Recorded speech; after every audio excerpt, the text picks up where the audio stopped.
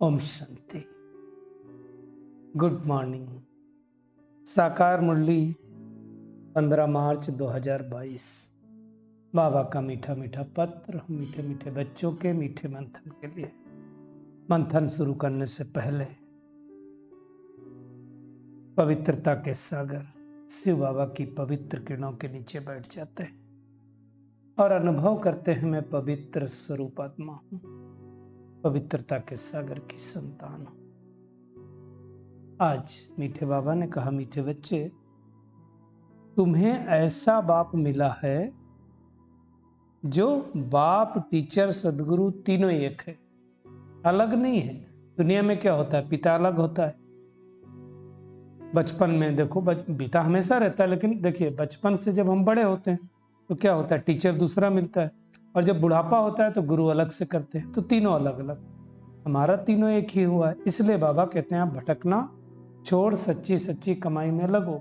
कई लोगों को निश्चय ही नहीं होता है एक तीनों कैसे हो सकता है। अब परमात्मा बाप बनकर के हमारी पालना करता है, शिक्षक बनकर के पढ़ाता है, और सदगुरु बनकर के सदगति देता है। समझने की बात, वो एक है। तो बाबा कहते हैं भटकना बंद करो। कब तक भटकेंगे? 63 जन्मों से तो हम भटक रहे हैं, अब तो भटकना बंद हो। आज का प्रश्न है, नई दुनिया में राज करने के लायक कौन बनते हैं? बाबा कहते, जो अभी सर्वशक्तिमान बाप से सर्व शक्तियां प्राप्त करते हैं वही लायक बनेंगे नई दुनिया के। बाबा कहते, तुम बच्चे रूहानी वारिस हो। मतलब कोई जिस्मानी योद्धा हम नहीं, हम तो रूह की बात करते हैं, आत्मा की बात करते हैं, आत्मा का कल्याण करते हैं। बाबा कहते, बाप की मत पर अपनी राजधानी स्थापन कर रहा। देखिए, सन्यासी भी तो पावन रहते हैं, परंतु कोई राजधानी स्थापन नहीं करते, वो कोई परमात्मा की श्रीमत पर नहीं चलते। श्रीमत पर हम बच्चे चलते हैं। बाबा हमें श्रीमत देते हैं कि योग बल से तुम विजय प्राप्त करो। सबसे पहले विजय प्राप्त करो अपनी कर्मेंद्रियों के ऊपर, फिर विजय प्राप्त करो सारी चीजों के ऊपर। दूसरा प्रश्न है, किन बच्चों के हर कदम में कमाई जमा होती है? मतलब हम ऐसा क्या करें कि हमारे हर कदम में कमाई हो? बाबा कहते, जो हर कर्म श्रीमत पर करते हैं उनके हर कदम में कमाई ही कमाई है। याद में रहना भी कमाई, सर्विस करना भी कमाई, यज्ञ सेवा भी करना कमाई। देखो, बहुत बात है, अच्छी बात बाबा ने बताई। हर कर्म श्रीमत पर करना, उनके हर कदम में कमाई ही कमाई है। मतलब अगर परमात्मा की याद में एक कदम चले तो कमाई हुई, याद में रहे तो भी कमाई, सर्विस किया तो भी कमाई, एक सेवा की तो मतलब हर कदम अगर हम परमात्मा की याद में करें तो कमाई ही कमाई है। तो हमें चेक करना, हम कितना याद में रहते हैं।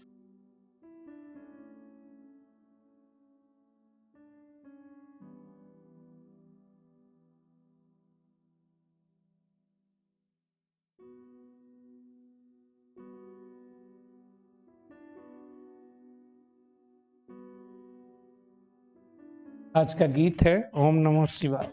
मैं आत्मा शिव परमात्मा को नमन करती हूं।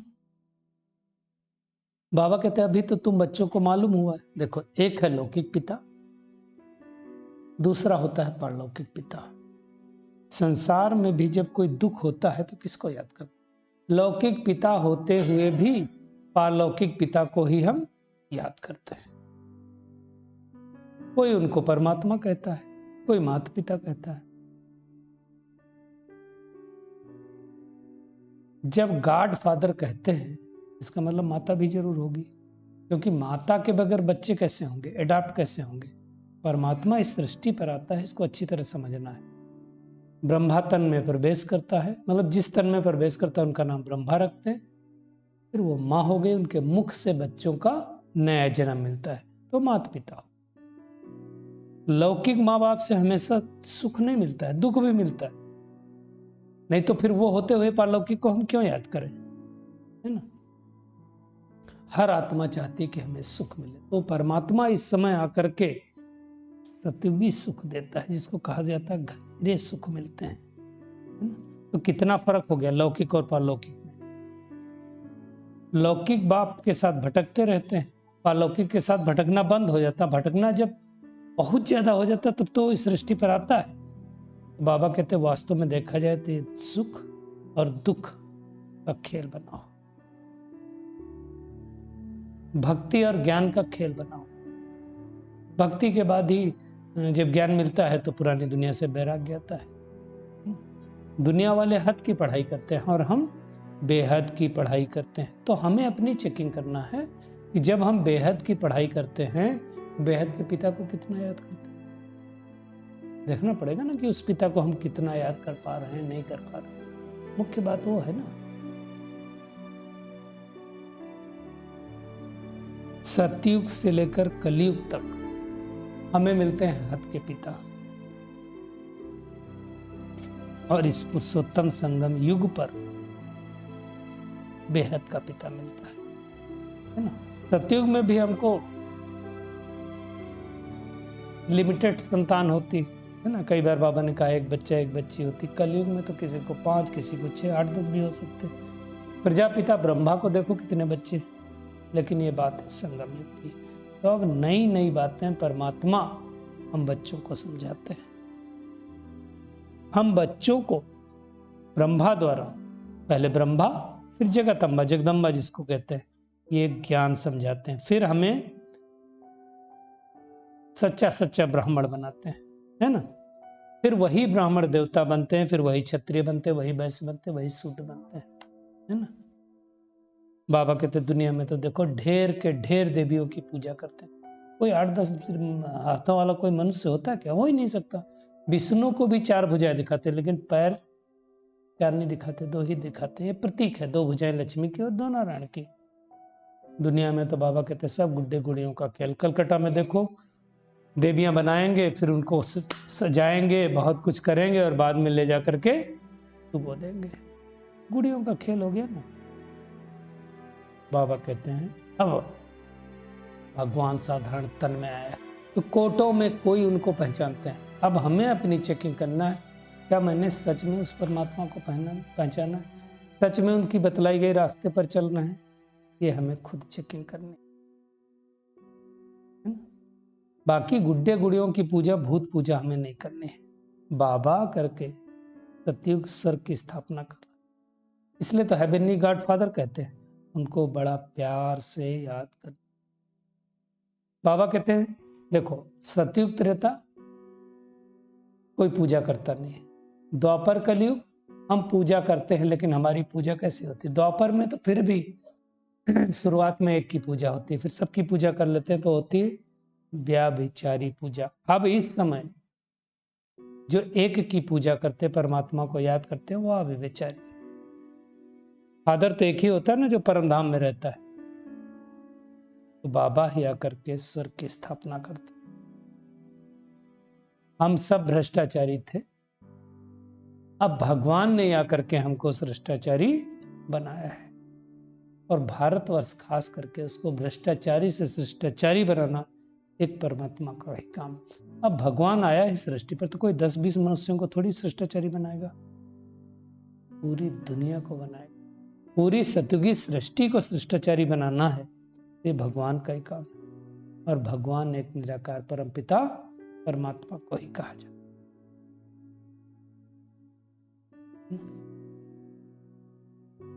कृष्ण को सारी दुनिया तो भगवान नहीं कहेगी ना, दूसरे धर्म के लोग तो नहीं मानेंगे ना, लेकिन निराकार को गॉड, अल्लाह अलग अलग नामों से पुकारेंगे, उसको सारे दुनिया मानेंगे। दुनिया में कहते हैं गीता व्यास जी ने लिखी, परंतु नई दुनिया, नई सृष्टि का रचयिता तो परमात्मा है, वही बताते हैं। वो गीता तब द्वापर में लिखी गई, उस टाइम जितना उनको याद था उतना लिखा। तो बाबा कहते हैं तुम हो शिव शक्ति सेना। कितना बड़ा टाइटल है ना। जगदम्बा तो निमित्त बनी हुई है, वो भी शिव बाबा से योग लगा करके शक्ति लेते हैं, हम भी शक्ति लेते हैं, है ना। तो भ्रष्टाचारी से शिष्टाचारी और शिष्टाचारी से भ्रष्टाचारी का खेल है बेसिकली।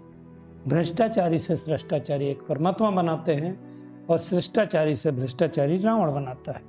ये चक्र कैसे फिरता है, ये सब बातें हमको पता चल नहीं। बाबा कहते तुम बच्चे जानते हो हम सब कुछ करते हुए भारत को स्वर्ग बना रहे हैं। कैसे बना रहे हैं? बाबा की श्रीमत पर बना रहे हैं। तो हम हो गए रूहानी वॉरियर्स, योग बल से इस सृष्टि को श्रेष्ठ बनाने। बाबा की मत पर हम अपनी राजधानी स्थापन कर रहे हैं ना, और बाबा कहते हैं योग बल से तुम विजय प्राप्त कर सकते हो और कोई तरीका नहीं।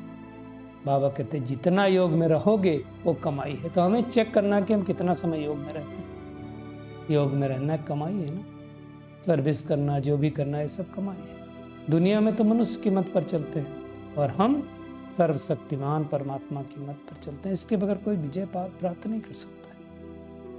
ये हैं साधारण बातें, लेकिन बहुत बड़े से बड़ी बातें, इसलिए हमको अच्छी तरह से समझकर परमात्मा की याद में रहना और हमें अपना विश्व का राजधानी प्राप्त कर लेना है बाबा को याद करके। आज सारा दिन का होमवर्क क्या है? हर कर्म परमात्मा की श्रीमत पर करना है, याद में रह करके यज्ञ की सेवा करना, भटकना नहीं है। सच्चा सच्चा बाप मिला है, जो हमारा बाप भी है, टीचर भी है, सदगुरु भी है। तो उनको याद करके हर कदम में पदम की कमाई करना है, उनकी याद में रहना है, भटकना नहीं। अब बहुत भटक लिए, अब भटकना बंद। आज का बाबा का वरदान है, अमृत बेले अपने मस्तक पर विजय का तिलक लगाने वाले राज्याधिकारी तो विश्व राज्याधिकारी भव। बाबा कहते हैं रोज अपने अमृत बेले अपने मस्तक पर विजय का तिलक अर्थात स्मृति का तिलक लगाओ।